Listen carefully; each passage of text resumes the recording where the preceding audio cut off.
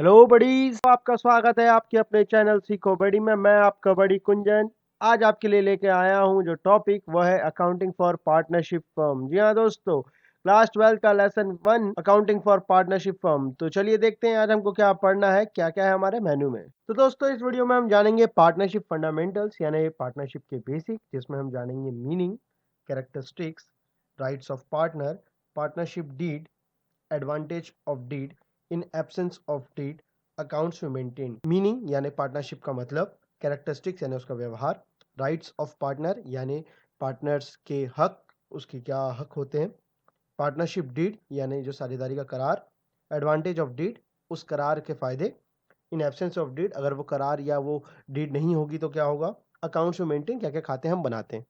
तो आइए चलिए देखते हैं। तो चलिए दोस्तों, पार्टनरशिप फर्म का मीनिंग बताने से पहले मैं आपको एक चीज क्लियर करना चाहूंगा। आप लोगों ने पढ़ा होगा कहीं जगह हम फर्म यूज करते हैं, कहीं जगह कंपनी यूज करते हैं, कहीं जगह कॉर्पोरेशन लिखा होता है। तो इन तीनों में थोड़ा सा फर्क होता है, कहाँ पे क्या क्या यूज होता है। जो कंपनी होती है जनरली उसका जनरली एक मालिक होता है, हम मानते हैं कि वो एक मालिक है या बहुत सारे मालिक होते हैं। बट जब भी वो एक से हट के या बहुत से हट के पार्टनरशिप में आ जाती है तो उसको हम बोलते हैं पार्टनरशिप फर्म। जब भी कोई भी कंपनी पार्टनरशिप में आएगी तो वो कंपनी नहीं कहलाएगी, वो फर्म कहलाएगी। और जब कॉर्पोरेशन होती है, जब वो उसके एक साथ बहुत सारी कोई कंपनियां काम करती है लेकिन वो उसका जो मालिक रहता है, उसको चलाने वाले जो रहते हैं वो एक रहते हैं, तो उसको हम बोलते हैं कॉर्पोरेशन। तो यहाँ पे आप कंफ्यूज नहीं होइएगा कि बार बार पार्टनरशिप फर्म यूज कर रहे हैं तो फर्म का मतलब क्या होता है। जब कोई भी कंपनी पार्टनरशिप के अंदर आ जाती है, जब वो पार्टनरशिप को प्रिफर करना शुरू कर देती है, तब हम उसको कंपनी नहीं बोल के फर्म बोलना शुरू कर देते हैं। तो यहाँ पे पार्टनरशिप फर्म का मतलब वही होता है कि ऐसी कंपनी जो अब पार्टनरशिप में चल रही है। तो मैं बता दूं पार्टनरशिप, सबसे पहले हम इसको अलग कर लेते हैं, पार्टनरशिप और फर्म। पार्टनरशिप का मतलब होता है जब दो या दो से ज्यादा लोग किसी भी काम को करने के लिए राजी हो जाते हैं, ठीक है, जिसमें वो दोनों ही बराबर के या जो भी वो जिस भी हिसाब से तय करे उसमें वो लायबल होते हैं, जिम्मेदार होते हैं उसके। तो पार्टनरशिप फर्म का मतलब होता है कि जब एक कंपनी में दो या दो से ज़्यादा लोग काम कर रहे हैं और उसके प्रॉफिट एंड लॉस के लिए वो सारे लोग बराबर के या जो भी रेशो में उन्होंने पहले से फिक्स किया हुआ है, जितना पैसा लगाया है उसके हिसाब से वो जिम्मेदार हैं, उसके प्रॉफिट में भी और लॉस में भी। तो ऐसी कंडीशन में हम उसको बोलते हैं पार्टनरशिप फर्म। जो इंडियन पार्टनरशिप एक्ट है 1932, उसमें ये कहा गया है, partnership is the relation between persons who have agreed to share the profit of a business carried on by all और any of them acting for all. मैं आपको समझाना चाहूंगा इसमें क्या बोला गया है उन्होंने, कि पार्टनरशिप एक ऐसा रिलेशन है लोगों के बीच में जो एग्री करते हैं प्रॉफिट और लॉस बांटने का कंपनी के लिए, चाहे उसमें कोई भी एक जन काम करे या एक जन सभी के बदले काम करे या सभी लोग काम करें। आई होप आपको उसका मतलब पार्टनरशिप फर्म का मतलब समझ में आ गया होगा। तो अब आगे बढ़ते हैं हम नेचर ऑफ पार्टनरशिप फर्म के ऊपर। तो मैं लाइन बाय लाइन सारे पॉइंट डिस्कस करते जाऊंगा। सबसे पहले टू और मोर पर्सन, जैसे कि मैंने आपको बताया कोई भी पार्टनरशिप दो से कम लोगों के बीच में नहीं हो सकती, तो दो या दो से ज्यादा लोगों की रिक्वायरमेंट होती है। पार्टनरशिप डीड एक्चुअली ये ऑप्शनल रहता है, पर ये हमेशा इंडियन पार्टनरशिप एक्ट 1932 के हिसाब से उन्होंने कहा है कि अगर पार्टनरशिप डीड अगर आपकी रहती है तो वो ज्यादा बेटर रहता है आपके फ्यूचर में डिस्प्यूट्स के लिए। लीगल बिजनेस होना चाहिए, कोई भी इलीगल बिजनेस में अगर आप पार्टनरशिप कराते हैं तो वो रजिस्टर्ड नहीं होगी और वो आपके अंडर इंडियन पार्टनरशिप एक्ट 1932 के अंदर में नहीं आएगी। तो सिर्फ लीगल बिजनेस ही आप उसको एक पार्टनरशिप फर्म बोल सकते हो। शेयरिंग प्रॉफिट एंड लॉस, एक पर्टिकुलर रेशो कुछ भी हो सकता है, वो रेशो उसमें आपके प्रॉफिट और लॉस को डिवाइड होना जरूरी है, शेयर होना जरूरी है। अनलिमिटेड लायबिलिटी, जो लायबिलिटी रहती है बिटवीन द पार्टनर्स एक दूसरे के लिए वो लिमिटेड रहती है, बट जो किसी भी थर्ड पार्टी के लिए जो लायबिलिटी रहती है वो सारे पार्टनर्स की अनलिमिटेड होती है। मतलब घर बार बिक जाएगा लेकिन उनको उनका कर्जा उतारना ही पड़ेगा। तो चलिए दोस्तों अब बढ़ते हैं राइट्स ऑफ पार्टनर यानी पार्टनर्स के अधिकारों की ओर। इसको भी मैं लाइन बाय लाइन बताते जाऊंगा। टू मैनेज बिजनेस, हर पार्टनर का ये अधिकार होता है कि भाई वो बिजनेस को मैनेज करने में हेल्प कर सकता है। कोई भी पार्टनर उसको ऐसा नहीं बोल सकता कि भाई आपकी जरूरत नहीं है, आप बताइए, या आपका काम नहीं है, आप बैठिए। हर पार्टनर का अधिकार है कि वो बिजनेस को मैनेज करने में हेल्प कर सकता है। To check the records of accounts and firm, जी हाँ, बहुत इंपॉर्टेंट रहता है कि कोई भी पार्टनर कभी भी किसी भी टाइम आपके जो बिजनेस के रिकॉर्ड्स हैं, जो बुक्स है, उसको आके चेक कर सकता है, कहीं कहीं गड़बड़ी तो नहीं है या कोई पार्टनर उनके साथ कुछ धोखा तो नहीं कर रहा, ये उसका हक होता है। और कोई भी पार्टनर उसको मना नहीं कर सकता कि आप इसको चेक नहीं कर सकते, ये आपके अथॉरिटी में नहीं है, ये सारे पार्टनर का अधिकार होता है। थर्ड, जितनी भी कंपनी की प्रॉपर्टी होती है, जो कंपनी ने एसेट खरीदी होती है, जो जितनी भी प्रॉपर्टी एक पार्टनरशिप फर्म के आने के बाद कि जितने भी कंपनी के पास जो फर्म है उसके पास जितनी भी प्रॉपर्टी रहती है, उन सभी के ऊपर सभी पार्टनरों का हक होता है।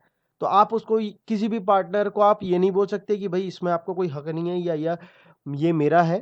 ठीक है, सभी पार्टनर्स का हक रहता है। वो कितना हक रहता है वो उसके ऊपर डिपेंड करता है कि भाई बिजनेस में आपने कैपिटल कितना इन्वेस्ट किया है। जो फोर्थ पॉइंट है कि अगर बिजनेस के रिलेटेड कोई भी डिसीजन लिया जा रहा है तो ये हर पार्टनर का अधिकार है कि उसको पूछा जाए और उसके बिना कोई भी डिसीजन ना लिया जाए। ये उसका मौलिक अधिकार है एक पार्टनर का। ठीक है, it is a basic fundamental right of a partner कि भाई उसको पूछा जाए, he should be consulted by the other partners while making any decision for any company.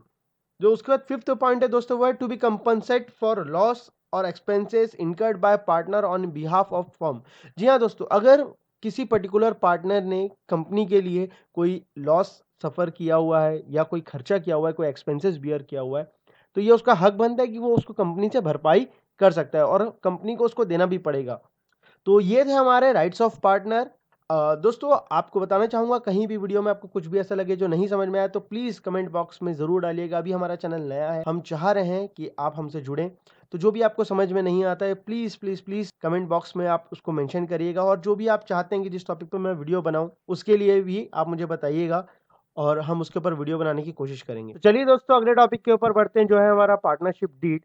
अब बहुत से लोगों को ये लगता है कि भाई पार्टनरशिप डीड क्या होती है, डीड वर्ड क्या होता है। तो जनरली मैं आपको बताऊं, पार्टनरशिप डीड कुछ नहीं होता है, एक एग्रीमेंट होता है जो सभी पार्टनर्स के बीच में किया जाता है। जो शर्तें होती है, कुछ पार्टनर्स की कुछ कंडीशंस होते हैं वो उसमें रखे जाते हैं। अगर सभी पार्टनर्स उसके ऊपर अग्री होते हैं तो सभी साइन करते हैं। और ये पार्टनरशिप एक्ट में कहीं पे भी ये नहीं लिखा गया कि कंपलसरी आपको बनाना, पर इंडियन पार्टनरशिप एक्ट 1932 आपको ये हमेशा बोलता है कि भाई आपको पार्टनरशिप डीड बनानी चाहिए, ताकि जो फर्दर में आपके जो फ्यूचर में अगर कोई डिस्प्यूट होता है तो उसको सॉल्व करने में मदद मिलती है। तो पार्टनरशिप डीड होती क्या है? ठीक है, ये एक ओरल और रिटर्न आपका डॉक्यूमेंट होता है। ठीक है, अगर ओरल होता है तो डॉक्यूमेंट नहीं बोल सकते, पर इट इज जनरली ओरल और रिटर्न डॉक्यूमेंट होता है जिसमें सारी शर्तें, सभी पार्टनर्स की वगैरह सब आपकी मेंशन होती है और जिस पे सभी अग्री करते हैं। अगर रिटर्न डॉक्यूमेंट है तो उस पे सभी साइन करते हैं।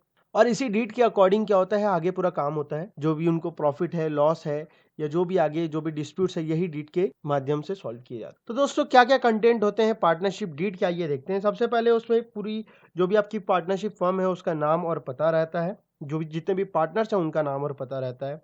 किस तरीके का बिजनेस आप करना चाह रहे हैं वो भी आपको मेंशन करना पड़ता है।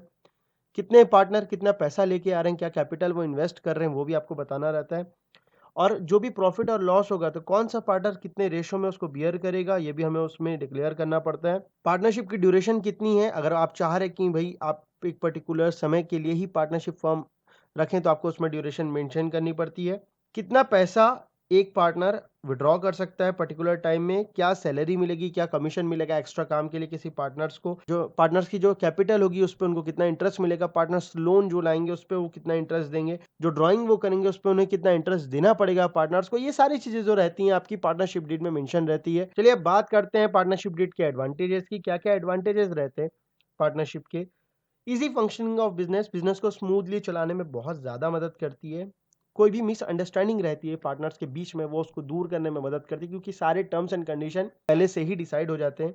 कोई भी जो डिस्प्यूट होता है वो उसी के बेस पे सॉल्व किया जाता है। अगर कोई फ्यूचर में कोई डिस्प्यूट हो गया तो उसी के बेस पे उसको क्लियरली जो गवर्नमेंट है, जो कोर्ट है, वो सॉल्व करती है। और सारे रिकॉर्ड जो भी आपकी जो डेटा होता है, जैसा मैंने आपको पिछले स्लाइड में बताया, जो भी पूरा डेटा होता है, नाम, पता, एड्रेस, अमाउंट, रेट वगैरह, सबको वो एक रिकॉर्ड बना के रखती है अपने पास। आइए देखते हैं अब अगर पार्टनरशिप डीड एब्सेंस रहे हो या पार्टनरशिप डीड ओरल हो, या अगर किसी भी कंडीशन में पार्टनरशिप डीड नहीं बनी हो तो क्या क्या रूल्स होते हैं जो हमें फॉलो करना पड़ते हैं। आइए देखते हैं।